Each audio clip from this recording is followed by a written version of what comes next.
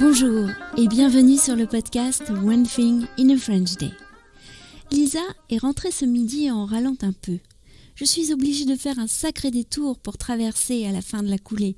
Ils ont ouvert la route et on ne peut plus traverser en face.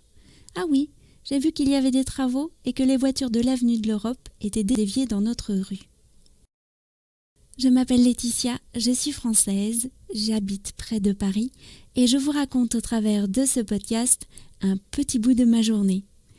Abonnez-vous pour recevoir le texte du podcast ou plus, comme les notes, les tournures de phrases utiles, les conjugaisons au subjonctif ou encore parfois les photos. Aujourd'hui, il y a des photos sur onethinginafrenchday.com. Aujourd'hui, vendredi 19 mars 2021, cet épisode, le numéro 1966, s'intitule « La coulée verte se prolonge avec philosophie ». Je crois que les travaux, c'est pour la nouvelle coulée, a dit Félicia qui était déjà rentrée.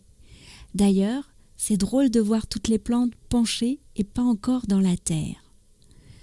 La coulée verte, dont je vous ai souvent parlé, celle par laquelle nous passions avec Lisa et Félicia pour aller à l'école, va être prolongée jusqu'en bas de chez nous. Depuis janvier, nous avons assisté à la naissance de cette dernière partie du jardin promenade. C'est allé assez vite entre le déblaiement, la mise à niveau, la nouvelle terre, le tracé de la promenade, etc. Ils en sont aux plantations. Il y a des petites plantes en pot, des arbres, de la terre. Sur les parties déjà plantées, il y a des copeaux de bois en paillis. Les autres plantes attendent dans de grands bacs en bois ou couchées par terre, comme le faisait remarquer Félicia. La dernière fois que je suis passée, une femme était en train d'arroser avec un tuyau. Elle était concentrée sur ce qu'elle faisait ou perdue dans ses pensées. Je me suis demandé si elle pensait souvent qu'elle était mieux dehors que devant un ordinateur. Nous avons regardé dimanche soir le dernier épisode d'une série dont le héros est un prof de philo au lycée. Les filles ont adoré. Chaque épisode était sur un thème de philo et centré sur un élève.